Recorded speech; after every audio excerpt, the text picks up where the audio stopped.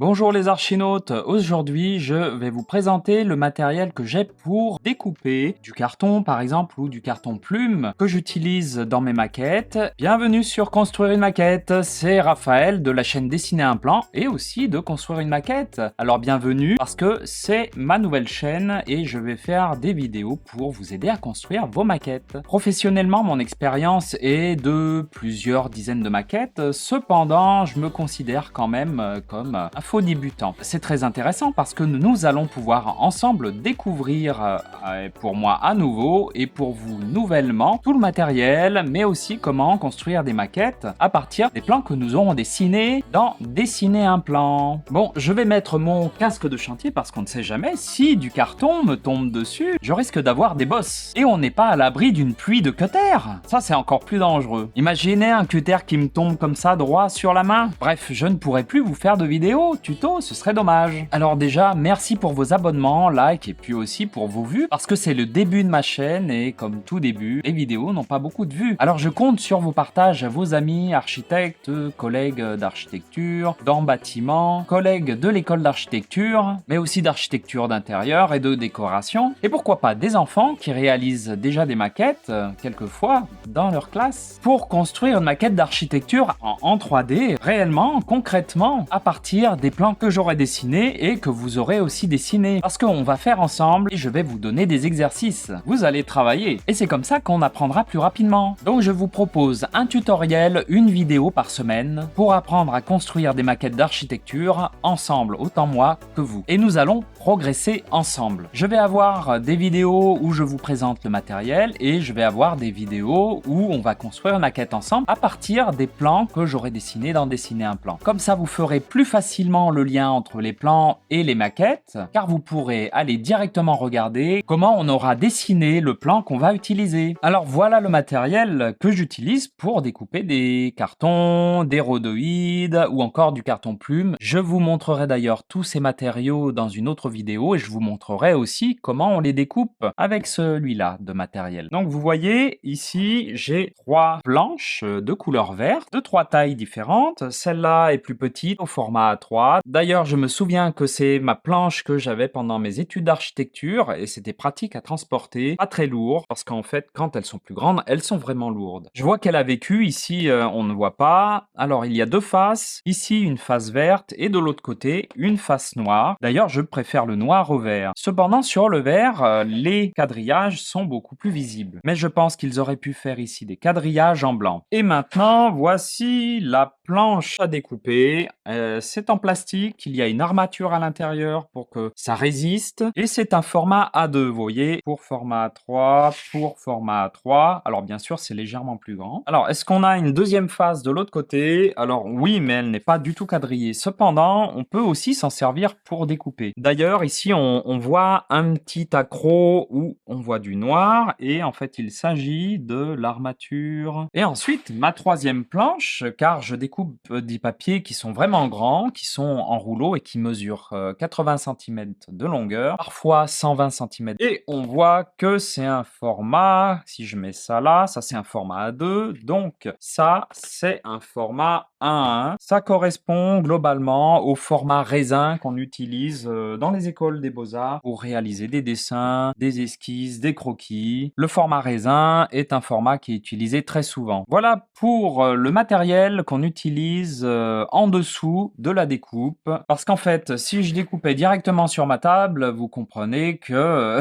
je n'aurais plus de table au bout d'un moment, et puis elle s'abîme et ça creuserait des trous, et je ne pourrais plus découper correctement mon papier ou mon carton. Donc le deuxième matériel dont on a besoin, ce sont des règles et surtout en aluminium. Donc je vous présente la mienne, elle mesure 60 cm, mais il y en a des plus petites qui mesurent 30 cm. Je pense qu'elle doit être dans un de mes tiroirs. Mais comme j'ai du papier A3 à découper régulièrement, alors il m'a fallu une grande. Et la longueur de la règle métallique en aluminium dépend de la longueur que vous avez besoin de découper, mais aussi peut-être si vous devez la transporter comme à l'école école, ou alors de votre atelier d'architecture ou atelier de maquette jusqu'à chez vous, pour travailler chez vous, ce que je ne trouve pas cool. Ça reste quand même facile à transporter dans une grande pochette avec un carton à dessin pour ranger, ne pas abîmer les papiers de grande dimension. Mais aussi les grands cartons plumes pour réaliser les maquettes. Je vais faire de prochaines vidéos pour vous montrer tout le matériel que j'utilise. D'ailleurs, mes premières vidéos seront essentiellement sur le matériel. Pour commencer à les prendre en main et aussi pour que vous ayez le temps d'aller acheter le matériel si vous vous lancez dans la construction de maquettes. Et aussi,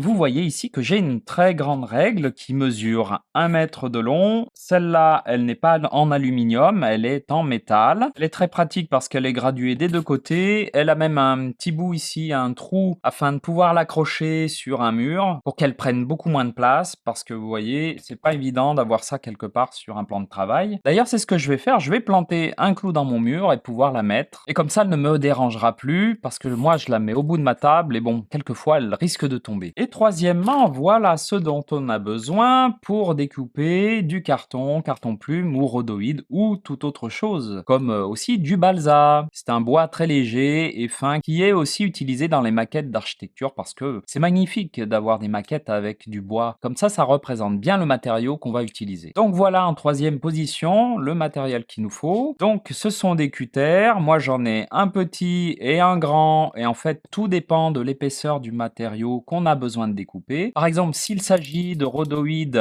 ou alors de papier, moi j'utilise un petit comme ça avec une lame fine et il est rechargeable par l'arrière. Je vous montrerai ça dans une autre vidéo. Tout comme celui-là qui est plus grand, on peut enlever cette partie pour recharger la lame. Vous voyez, on peut régler comme cela et ensuite on peut bloquer pour que la lame ne bouge plus. Et ça c'est vraiment pour couper des matériaux qui sont un peu plus durs mais aussi qui sont plus épais. Je résume, on a besoin d'une planche à découper de la taille qu'il vous faut. Quand elle est grande, c'est vraiment pour rester sur place sur votre table de travail. C'est facile à transporter, par exemple si vous êtes étudiant ou si vous travaillez chez vous. Ensuite, en deuxième position, nous avons les règles métalliques. Ça, c'est une règle en aluminium. D'ailleurs, on a deux côtés. Ici, on mesure et de l'autre côté, on découpe toujours de ce côté pour ne pas abîmer ici le rebord. Parce qu'en fait, les règles en aluminium s'abîment. À force de découper toujours au centre, elles sont cintrées parce qu'il y a une usure plutôt au milieu. En effet, on découpe toujours au milieu. On ne découpe jamais vraiment au bord. Les bords ne sont pas utilisés du coup. Et toujours en deuxième position, une règle métallique. Du coup, celle-ci est beaucoup plus résistante, s'use beaucoup moins. Vous en avez de toutes les longueurs et aussi de toutes les épaisseurs ici. Celle-là est quand même très large. Quand vous avez des petites règles, par exemple 30 cm ou 50 cm, elles sont beaucoup moins larges. Et en troisième position, je vous ai présenté les cutters pour couper correctement et surtout proprement les matériaux comme le carton